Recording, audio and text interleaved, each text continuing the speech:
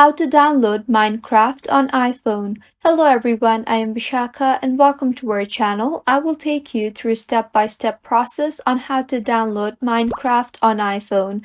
Now let's get started. Firstly, go ahead and open the App Store on your device and tap on your profile icon and then tap on your name banner. You will see the option for country or region. Tap on that and then tap on change country or region. Here, go ahead and set your region to Argentina. You will be led to the terms and conditions page. So tap on the agree button on the top right of your screen.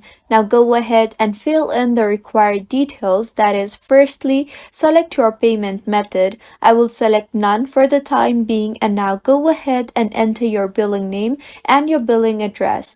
Make sure to enter these information correctly as these information are really important. Once you are done entering the information, tap on the next option on the top right of your screen. Now tap on the search bar and search for Minecraft. Scroll down and you will see the option for Minecraft there. So go ahead and tap on the Get option. You will be asked to enter your Face ID or Apple ID password, and with this, the Minecraft application will be downloaded, and this is how you can download Minecraft on iPhone.